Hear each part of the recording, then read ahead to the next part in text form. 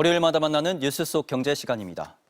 인공지능은 어디까지 발전할지, 우리 사회를 얼마나 바꿔놓을지 기대가 커지고 있습니다.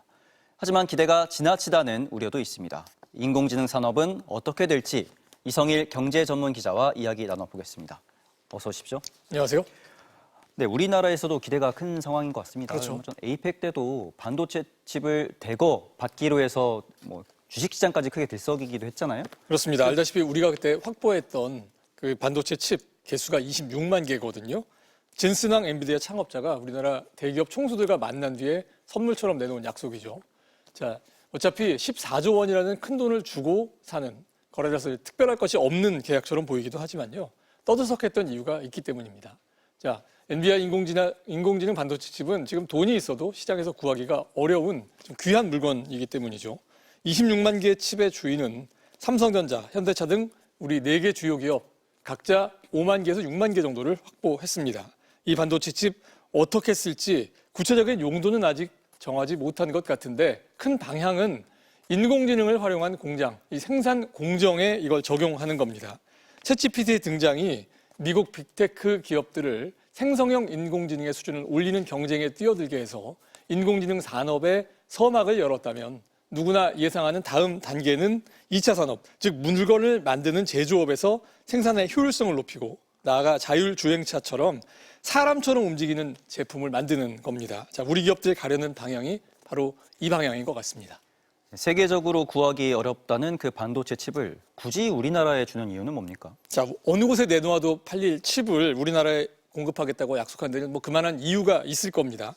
진슨왕이 우리나라를 떠난 뒤에 엔비디아는 독일 미넨의 세계 첫 인공지능 산업 단지를 구축한다. 이런 계획을 밝힌 것에 주목을 할 수가 있습니다. 진슨왕은 평소에 모든 제조 기업들이 생산 공장, 또 인공지능을 개발하는 공장, 이 두 개를 동시에 갖게 될 것이다. 이런 말을 해왔는데요.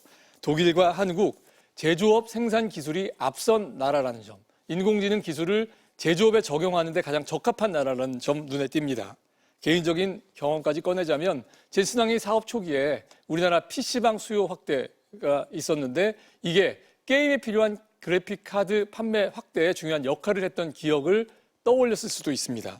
이미 생성형 인공지능을 구현하는 분야에서 독점적인 지위를 확보한 엔비디아 입장에서 앞으로 자신의 칩이 제조업 전환에 쓸모가 있음을 보여주고 이 미래 시장까지 선점하겠다라는 의도를 깔고 있다고 해석할 수 있을 겁니다. 네, 어떤 의도건 우리에겐 좋은 기회가 된 건 분명한 그렇죠. 것 같은데 26만 개, 우리한테 좀 충분한 숫자입니까?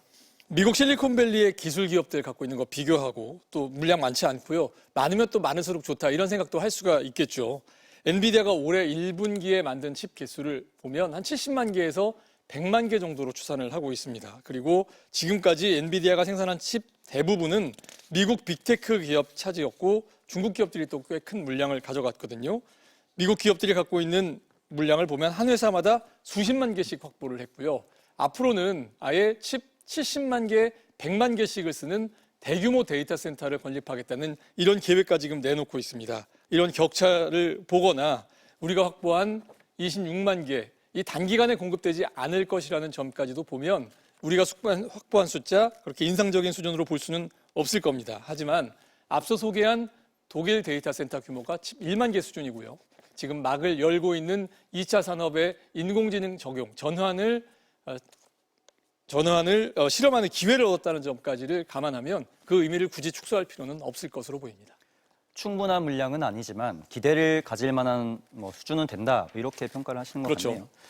근데 이렇게 많은 역량을 투입할 만큼 인공지능이 유망한 산업이냐, 거품 아니냐 이런 얘기도 나오는 것 같습니다. 우리가 어떻습니까? 이 시간에 3주 전에 인공지능 산업에 있는 거품론에 대한 이야기를 한번 했었거든요. 그때 나온 얘기가 이런 겁니다. 맥킨지 같은 분석 기관들이 지금 데이터 센터 투자가 늘면서 2030년까지 인공지능 데이터 센터 용량이 지금보다 3.5배까지 커질 거다 이렇게 예측을 하고 있거든요. 자, 기업들의 투자액이 지금보다 서너 배 정도 늘어난 한 해 1,200조 원에 이를 것이라는 예상에 기반한 숫자였죠. 거대한 이 투자 계획에는 과연 수요가 따라올 것인지 또 투자 기업들이 적당한 이익을 낼 수 있겠느냐 하는 질문 따라올 수밖에 없는 겁니다. 수익성이 낮았던 산업이 큰 기대를 받았다가 바로 사그라들었던 2000년대 초반의 닷컴 버블과 무엇이 다르냐는 것이 바로 지금 핵심적인 질문일 겁니다. 자, 산업의 낙관론, 주가가 오르는 속도와 인공지능에 대한 수요 또 기업의 수익이 늘어나는 속도가 얼마나 균형을 맞출지 앞으로 좀 지켜봐야 될 관전 포인트라고 할 수 있을 겁니다. 네, 역사에서 미래의 힌트를 얻는 경우가 많은데 닷컴 버블까지 비교가 되고 있네요. 그렇습니다. 네, 과감하면서도 신중한 접근이 필요해 보입니다. 이성일 기자 잘 들었습니다.